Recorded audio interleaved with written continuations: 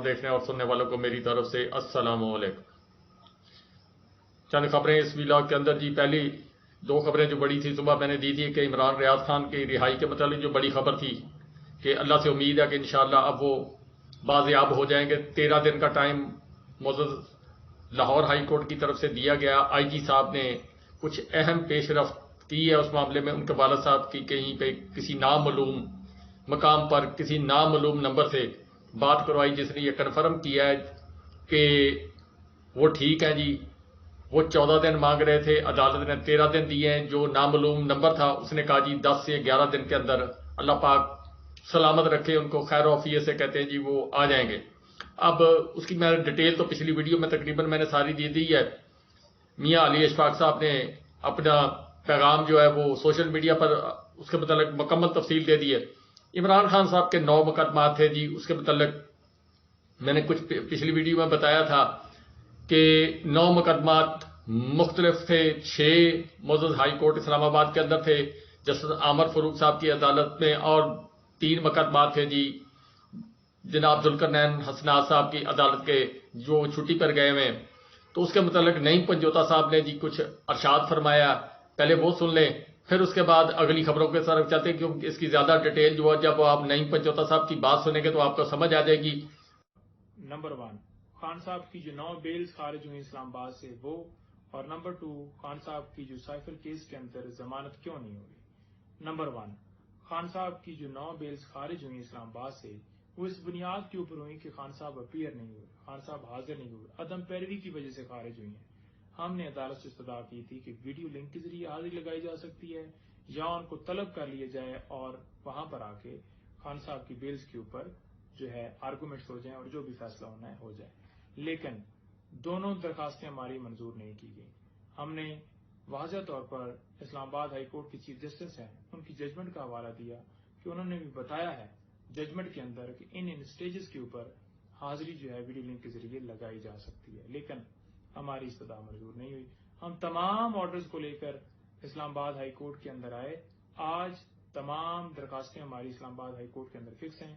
हमें पूरी उम्मीद है कि इंशाअल्लाह इंसाफ होगा, कानून के मुताबिक फैसला होगा। नंबर टू बताऊं कि साइफर केस के अंदर जमानत अब तक क्यों नहीं हो रही। साइफर केस के अंदर इस डेट से पिछली डेट के ऊपर हम पेश हुए और अदालत से सदा की कि हमारी बेल जो है वो सुन ली जाए, लेकिन वाज़ेह तौर पर ये इनकार आया कि आपकी 2 दरखास्तें यहां पर और एक इस्लामाबाद हाई कोर्ट के अंदर पटिशन आपकी पेंडिंग है, तो लिहाजा 2 अलग दरखास्तें यहां पर और एक पटिशन वहां पर है, तो एक ही मामला है, आप इसके ऊपर पहले डिसाइड करें, उसको वापस लें या इसको वापस लें। लिहाजा हमने कोर्ट को वाज़ेह तौर पर ला बताया कि कानून में किसी जगह के ऊपर ये नहीं है कि इन दरखास्तों की वजह से आप ये बेल पटिशन नहीं सुन सकते। वो एक अलग कॉन्स्टिट्यूशनल पटिशन है, ये बेल वाला मामला ही अलग है और आप अलग से सुन सकते हैं और आपने अलग से सुनना है। लेकिन बहरहाल ये कहा गया कि मंडे को आ जाइए। मंडे को हम पेश हुए, पता चला कि जज साहब जो है 1 हफ्ते के लिए छुट्टी पर हैं।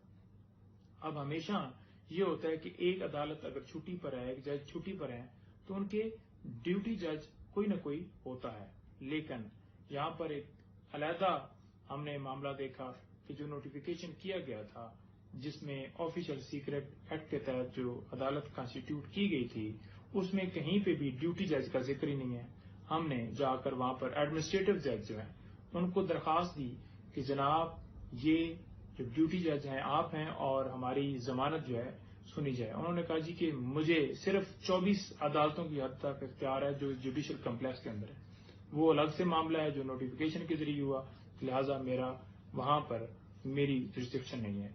हमने कहा कि जनाब हम आपको दरखास्त देते हैं। लिहाजा उन्होंने कहा कि मैंने दरखास्त के ऊपर जो है वो यही लिखा है कि मैं इसकी मेरे पास जुरिस्डिक्शन नहीं है और मैं ड्यूटीज का जज नहीं हूं। हमने वो दरखास्त फिर वापस ले ली कि इधर से हम फैसला करवाएंगे, हाई कोर्ट जाएंगे, हाई कोर्ट फिर मामला नोटिस हो जाएंगे, फिर वहां पर आर्गूमेंट्स होंगे, फिर वापस लेने के लिए भी हमें प्रॉब्लम होगा। तो एक लंबे चक्कर में पड़ने की जगह के ऊपर हम रजिस्ट्रार को एप्लीकेशन देते हैं कि ड्यूटी जज के हवाले से हमारा ये जो मौकफ है ये कबूल किया जाए। लेकिन अभी तक खान साहब की बेल नहीं सुनी गई। ये एक मुकम्मल तौर पर डिले टैक्टिस की जा रही है। पहले इस्लामाबाद हाई कोर्ट के अंदर توشہ خانہ کیس کے اندر اتنا جو ہے ڈیلے کیا گیا سسپینشن کی حد تک، اور مختلف بہانے بنائے گئے، کبھی پیٹ خراب ہونے کا، کبھی تیاری نہیں ہے اس حوالے سے، تو یہ سیم اسی طرح کی ٹیکٹس ہم نے نیچے دیکھی ہے. فیئر ٹرائل خان صاحب کو نہیں دیا جا رہا.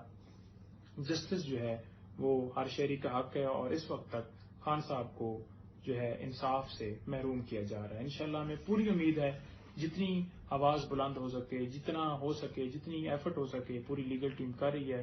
انشاءاللہ خان صاحب تمام کیسز سے سرخرو ہوں گے، تمام کیسز سے بری ہوں گے، جتنے بھی ان کے اوپر بوگس کیسز بنائے گئے ہیں. سائفر کیس کے حوالے سے ڈیٹیل میں بعد میں بتاؤں گا، آج کی حد تک کیونکہ آپ کو اپڈیٹ دینی تھی. بہت شکریہ، تھینک یو. نعیم پنجوتا صاحب کی بات چیت آپ نے سنی جی. اس کے بعد تقریباً جو میں نے صبح بات کی تھی وہی تقریباً انہوں نے جو بات کی ہے، لیکن جو صبح والی ویڈیو تھی انہوں نے اپلوڈ کی تھی سوشل میڈیا پر. اس کے اندر انہوں نے چند باتیں کی تھی جس وقت وہ موجود ہائی کورٹ کے اندر موجود تھے. وہاں سے انہوں نے ایک میسج جو ہے وہ سوشل میڈیا پر اپنا شیئر کیا تھا. اس کے اندر انہوں نے بتایا تھا کہ شیر افضل مروت صاحب نے موجود ہائی کورٹ اسلام آباد کے اندر چند اپنی گزارشات جو ہیں وہ موجود ہائی کورٹ کے سامنے رکھی ہیں، جج صاحب کے سامنے. انہوں نے کہا کہ ایک تو نمبر ایک بات یہ ہے کہ عمران خان صاحب سے جو وکلا کی ٹیم جو ملنے جاتی ہے ان کو ملنے نہیں دیا جاتا. کل بشرا بی بی صاحبہ ملنے گئی ہیں، ان کو بھی گیٹ کے اوپر روکا گیا. پھر اس کے بعد جناب انتظار کروانے کے بعد پھر عمران خان صاحب سے ان کی ملاقات کروائی گئی، اور پھر عمران خان صاحب نے ان سے ملاقات کی، کچھ اہم میسج دیے. اور سب سے بڑی بات عمران خان صاحب نے جو کل کہی تھی وہ یہی تھی کہ مجھے سب سے زیادہ معاشی طور پر پاکستان کی جو بدحالی ہو رہی ہے اس کے اوپر فکر ہو رہی ہے. آپ عوام کو جا کے حوصلہ دیں. میں نے اپنے آپ کو یہاں پر جیل کے اندر ایڈجسٹ کر لیا. انہوں نے کہا کہ میں بنی گالے کے اندر تھا، ایک کھلا ماحول تھا، اور میرے لیے واک کرنا، گھومنا پھرنا یہ میرا ایک ہابی ہے. لیکن میں نے زمان پارک کے 2-3 کمروں کے اندر خود کو ایڈجسٹ کیا، اور اس کے بعد اب جیل کے اندر میں نے خود کو اپنے آپ کو ایڈجسٹ کر لیا. جو چھوٹا سا کمرہ ملا ہوا ہے میں اسی کے اندر اپنے آپ کو میں نے ایڈجسٹ کر لیا. بشرا بی بی صاحبہ نے ان کو کتابیں دی، کچھ اسلامی کتابیں تھیں، کچھ جناب قرآنی جو تفسیرات تھی وہ پڑھنے کے لیے دی ہیں. اور اس کے علاوہ حکومت پاکستان نے عمران خان صاحب پر جو احسان کیا وہ یہ کیا تھا کہ کاغذ، پینسل اور قلم دوات، ایک قسم کا پین اور بال پین جو ہے وہ دی ہے، اور چند کاغذات دیے جس پر عمران خان صاحب اپنے نوٹس لکھیں گے، اور جو وہ اپنی جیل کے حالات و واقعات آنے والی جو کتاب لکھیں گے اس کے اندر شیئر کریں گے.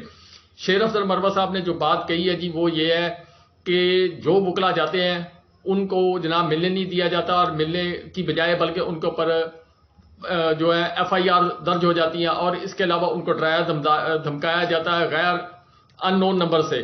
اور پھر شیر افضل صاحب کے ساتھ جو معاملات ہیں وہ اسپیشل قسم کے چل رہے ہیں.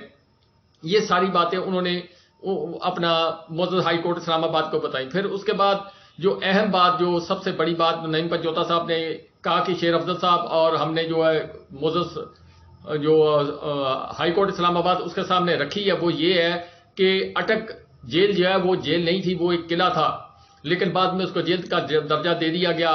وہاں پر چند قیدی اس قسم کے ہیں جو انٹرنیشنل لیول کے ہیں. میں بس اس سے زیادہ اور کچھ نہیں کہتا جی. وہ یعنی افغانستان پاکستان جمع کچھ اسی قسم کا معاملات ہیں. تو عمران خان صاحب کا جو معاملات ہیں ان کی لائف کو جو تھریٹ ہے وہ موجود ہے.